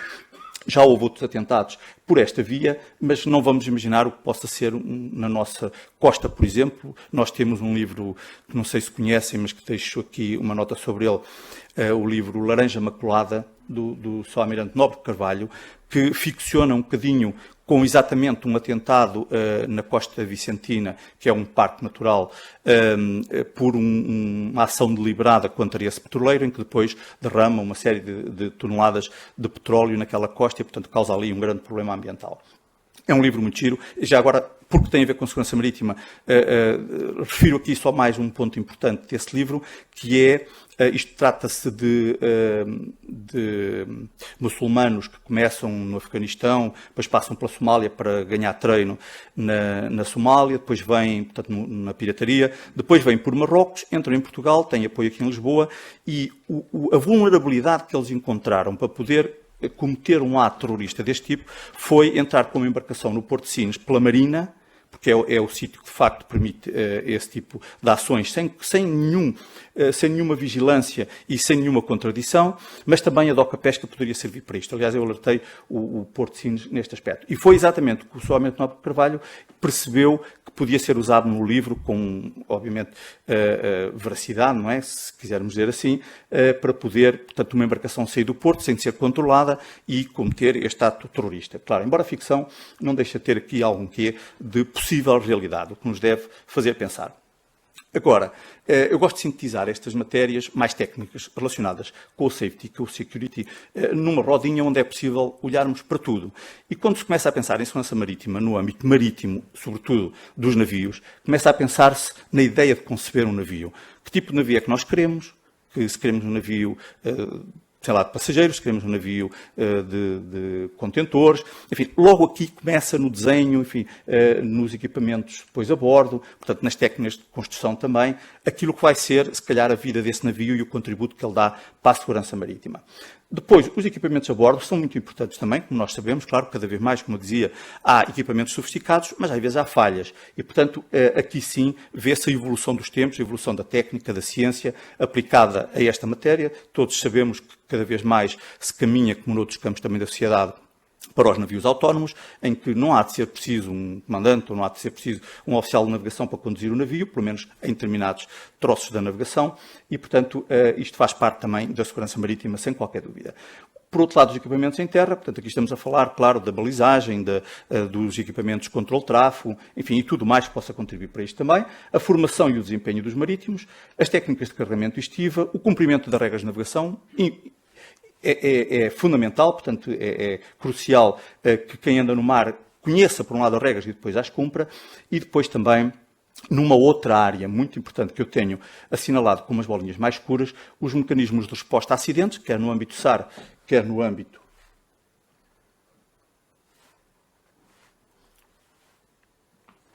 acho que já está, que é também uma matéria nova que em Portugal nasceu recentemente, a partir de 2012, mas que não decorre, mais uma vez, de uma diretiva europeia, a Diretiva 2009-18, que é do terceiro pacote de segurança marítima da União Europeia, portanto, da EMSA, que é a investigação técnica de acidentes. Nós já temos, somente já disse, eu fui o primeiro diretor deste gabinete. Este gabinete, enfim, tem ainda algumas lacunas no seu funcionamento, mas é uma ferramenta, um instrumento importante para o Estado para perceber o que é que correu mal do ponto de vista técnico, exclusivamente do ponto de vista técnico, nos acidentes que são investigados e daí resultar também uma maior segurança.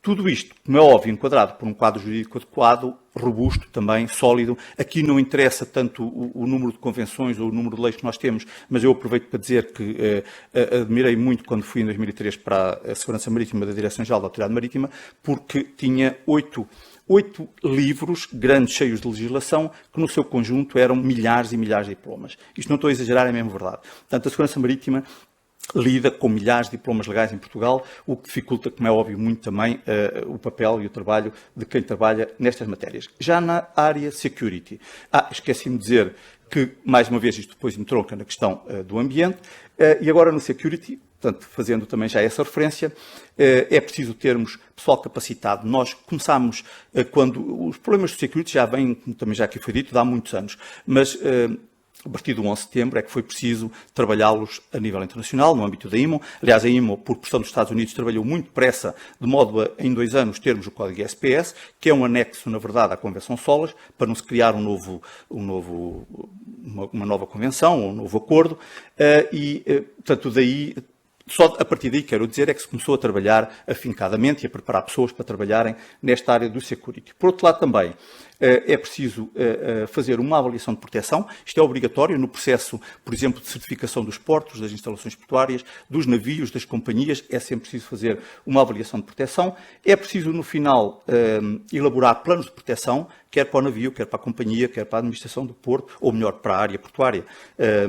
Embora na União Europeia isto tenha vindo depois um bocadinho mais tarde do que um regulamento 725, que pela primeira vez falou nisto em complemento à IMO, tornando, aliás, mais restritas ainda algumas das medidas da própria IMO.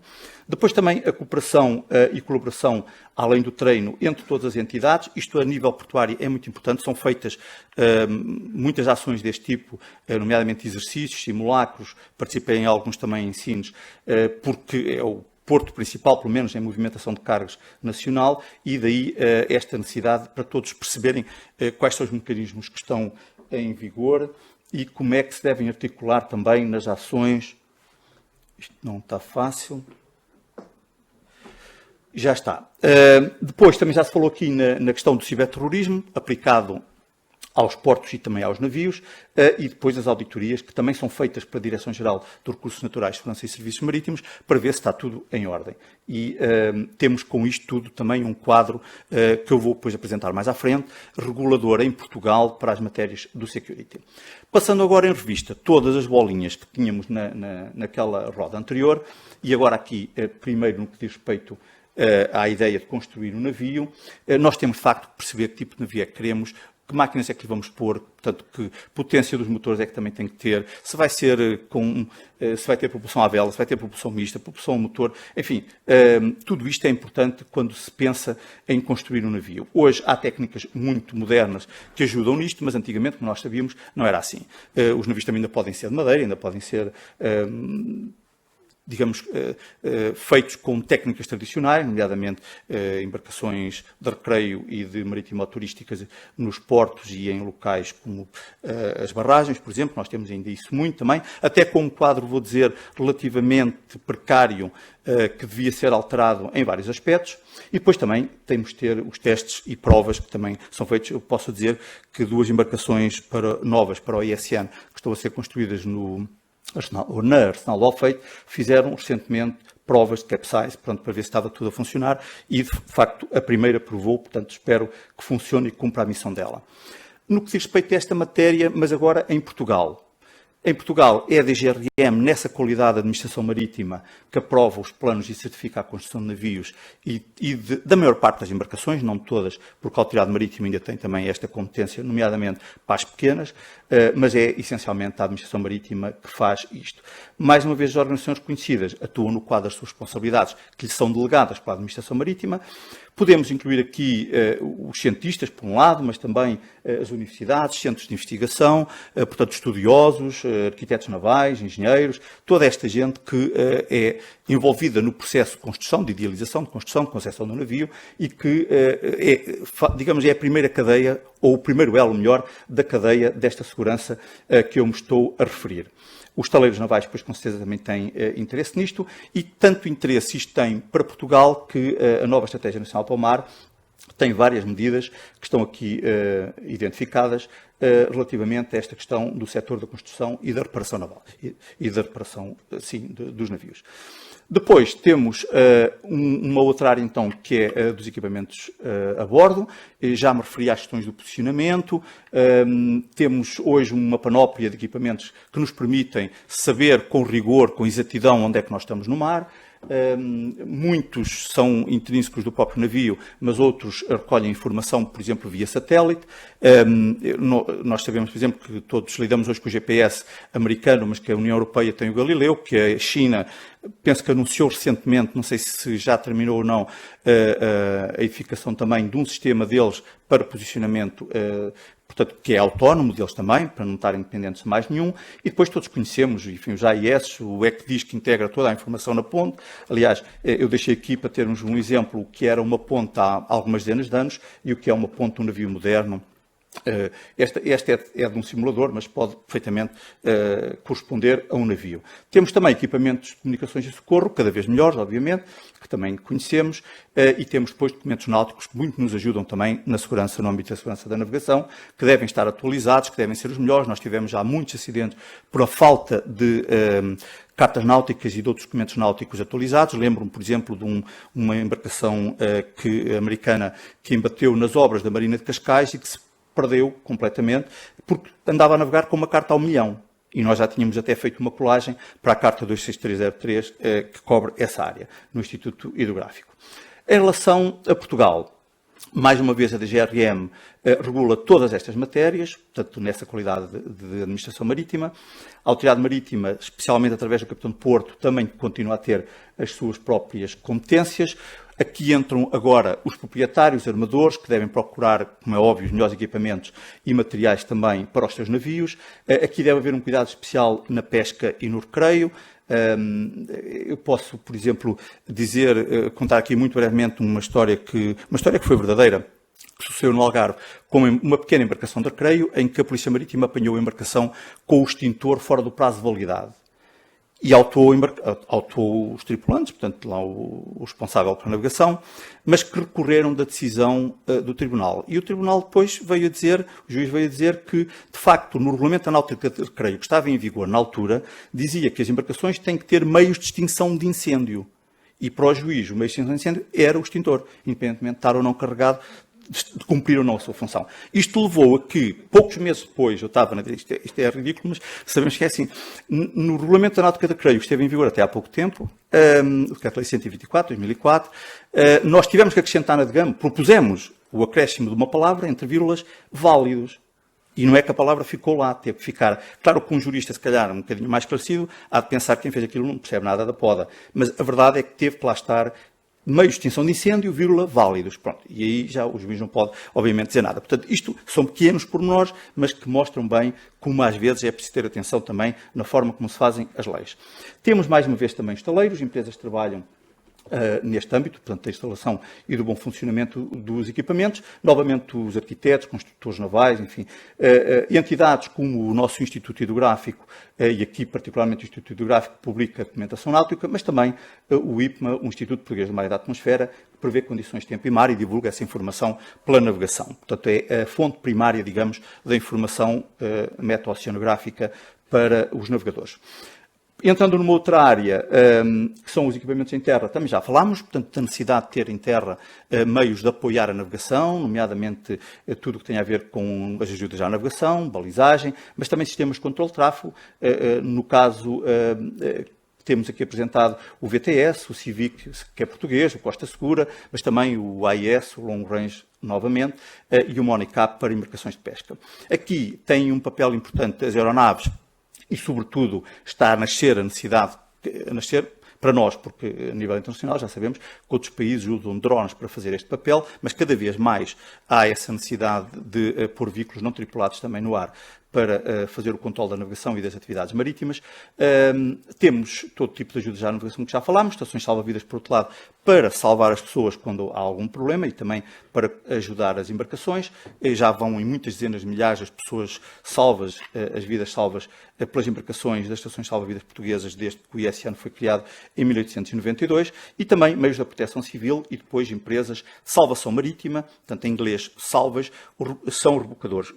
Eu lembro-me, por exemplo, que a primeira vez que estive na Direção-Geral da Autoridade Marítima, a Marinha foi abordada pela Svitzer 2 vezes para tentar ver se conseguia pôr rebocadores ao serviço do país, pagos, enfim, naturalmente pelo Estado, para fazerem este papel. Nunca foi a nossa opção, outros países tinham, outros deixaram de ter. O Reino Unido, lembro-me que na altura estas reuniões correram no Estado-Maior da Armada e alguém disse que o Reino Unido tinha esse contrato que exigia, obviamente, um pagamento avultado anual e deixou de ter porque achou que não se justificava. Portanto, nós também nunca quisemos isso. Em relação... agora, daqui costumo ver aquilo.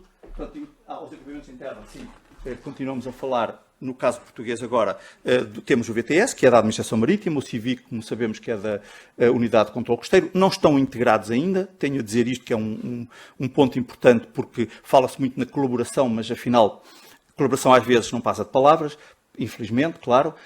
Temos na Estratégia Nacional para o Mar nova a previsão de algumas melhorias no campo do VTS, porque eu posso lembrar que já na altura em que instalámos o VTS havia melhores radares, nomeadamente canadianos, que eram muito caros e, portanto, não foi possível alterar. Isto tratava-se de um projeto de 125 milhões de euros, portanto, a Administração Marítima não quis avançar com isso.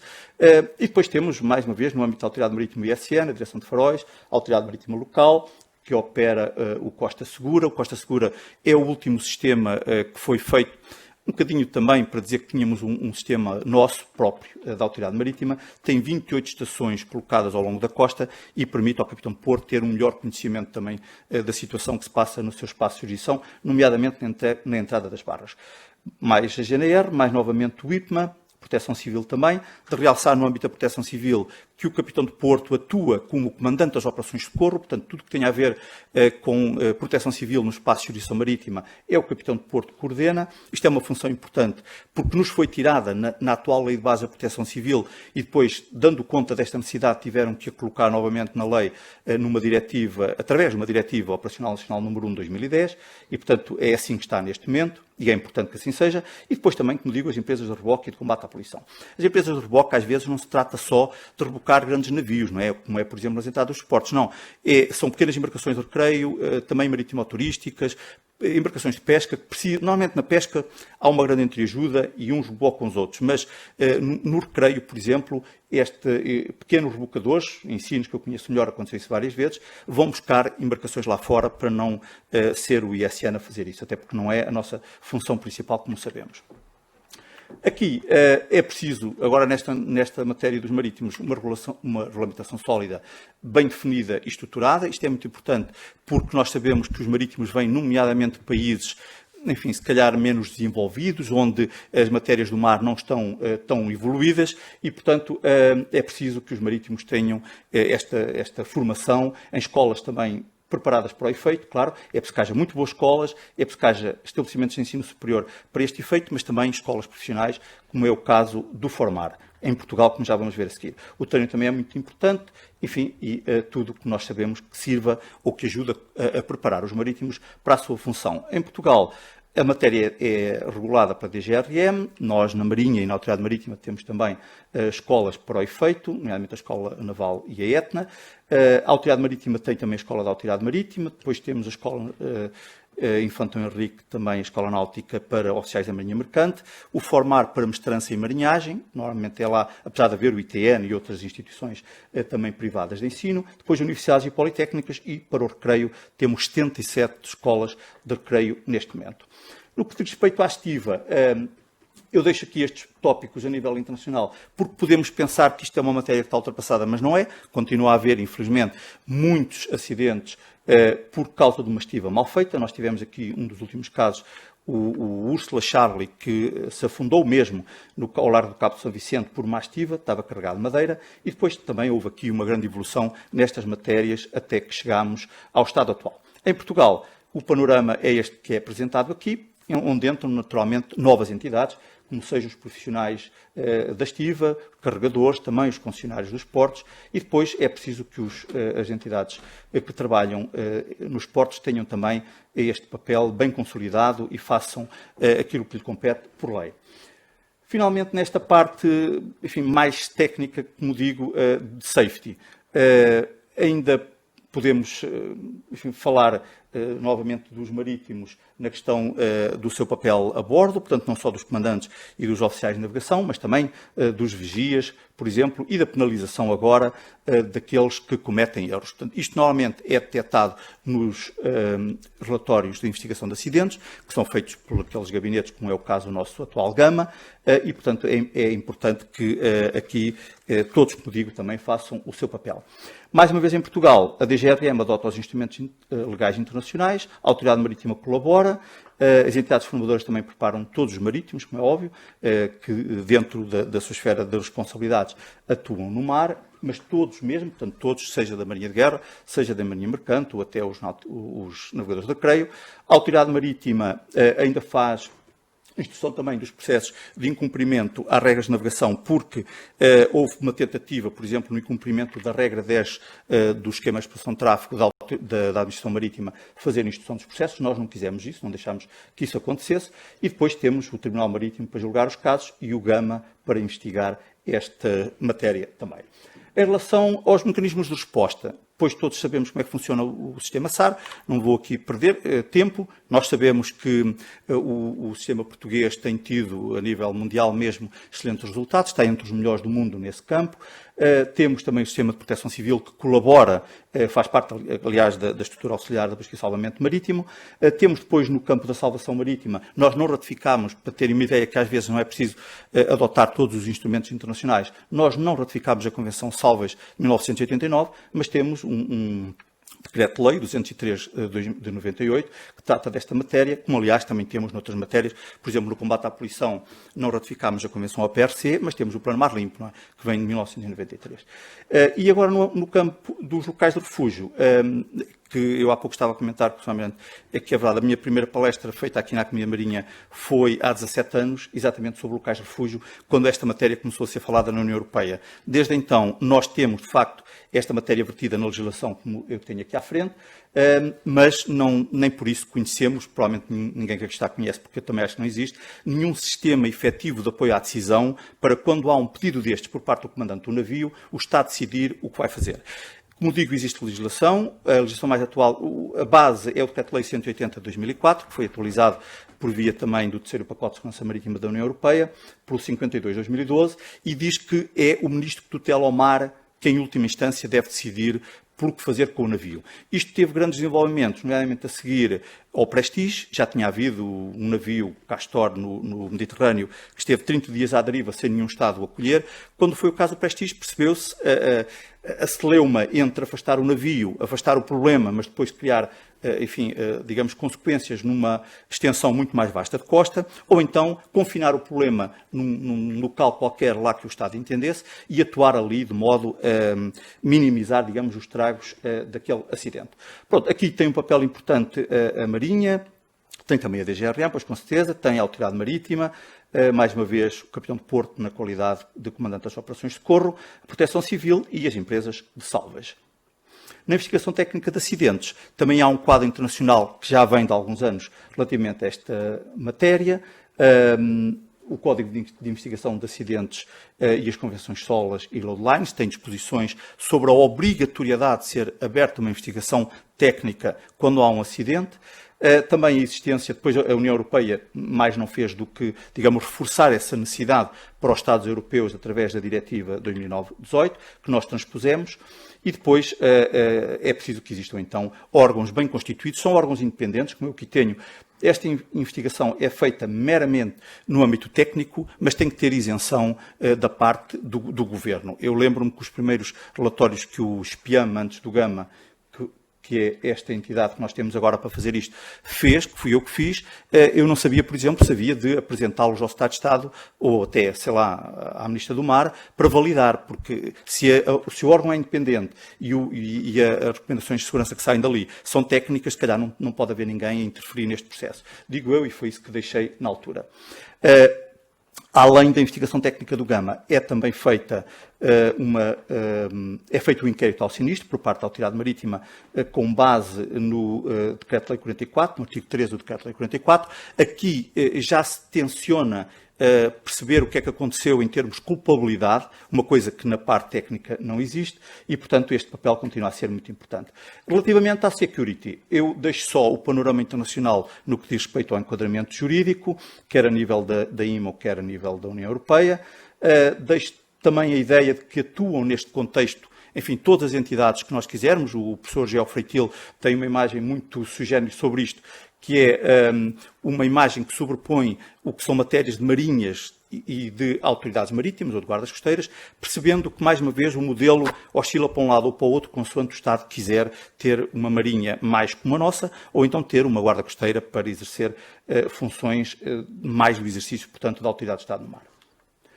Em Portugal, temos, portanto, todo este panorama que eu também já há pouco referia, temos as companhias certificadas, temos os portos certificados, os navios de bandeira portuguesa certificados, digamos, tudo funciona razoavelmente bem, posso dizer, ou pelo menos eu não tenho conhecimento de nenhum problema a este nível em Portugal. Claro que isto envolve muitas outras entidades, de fora deste sistema que temos estado a falar, a UCAT, a Unidade de Coordenação Antiterrorismo, por exemplo, os próprios sistemas de informações, e todos colaboram, como digo, para que neste âmbito funcione tudo bem. A componente ambiental, enfim, é só porque, de facto, é a última componente que, não sendo uma matéria diretamente da segurança marítima, por consequência, acaba por ser importante referi-la e basta dizer que a própria IMO usa muitas vezes este lema do Safer Ships, Cleaner Seas. Portanto, é importante, no fim da linha, termos contributos válidos por toda a gente que anda no mar para para proteger o meio marinho, em termos de ambiente, mas também em termos dos recursos que ali existem e que são importantes para os países, como também já foi dito do ponto de vista geoestratégico. A EMSA tem aqui também, mais uma vez, um papel importante porque substitui-se, entre aspas, às vezes, aos Estados-membros, criando, por exemplo, um mecanismo de controle da navegação, como é o atual sistema Copérnicos, que substituiu o GMES anterior, e fornecendo, por exemplo, como é no caso da poluição, através da Polincinet, imagens de satélite que permitem gerir melhor a situação de cada Estado. Em Portugal temos também estas, enfim, o panorama é este.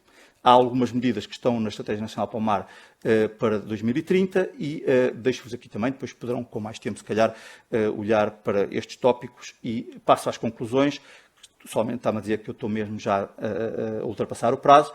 Eu acho que Portugal, neste âmbito geral da segurança marítima, nas duas perspectivas, safety e security, e do ponto de vista prático, portanto, do dia a dia, vamos lá, de quem tem que lidar com estas matérias, está ciente das suas responsabilidades. Temos um bom enquadramento jurídico de praticamente todas elas. Portanto, a partir daí é fácil, digo eu, trabalhar, exceto na área da cooperação, onde ainda, infelizmente, as coisas não correm muito bem, que é o que está exatamente neste tópico aqui. Portanto, nós dizemos que sim, mas depois, afinal, não é bem assim. É fundamental, sim senhor, apostar em profissionais qualificados e motivados. Eu há pouco estava a dizer, isto não é uma crítica, mas estava a falar com o Dr. Miguel Marques, e é com mágoa que eu não vejo aqui um elemento, e perdoe-me isto, da Direção-Geral da Autoridade Marítima. Nós vamos falar de segurança marítima, a segurança marítima na Autoridade Marítima tem um departamento na Direção-Geral da Autoridade Marítima e não estou a ver aqui nenhum camarada da área da Autoridade Marítima. Pronto, isto fica aqui, mas de facto é um lamento. Relativamente à Estratégia Nacional para o Mar 2021-2030, também prevê, como já aqui foi falado, desenvolver uma estratégia nacional para a segurança marítima. Eu acho que é importante, mas pode não ser suficiente. Eu acho que este campo da cooperação, como digo, do trabalho em conjunto, da colaboração, desde a própria elaboração das leis até depois à resposta quando há algum problema, é que é fundamental para esse Estado. E eu acabo, se calhar, referindo uma definição da segurança marítima, porque é uma coisa muito difícil de obter. Eu concordo muito com uma da União Europeia que refere que a segurança marítima é entendida como um estado de coisas no domínio marítimo global, e é um Estado, a segurança é um Estado de facto, no qual o direito internacional e a legislação nacional são impostos, a liberdade de navegação é garantida e os cidadãos, as infraestruturas, o transporte, o ambiente e os recursos marinhos são protegidos. Muito obrigado.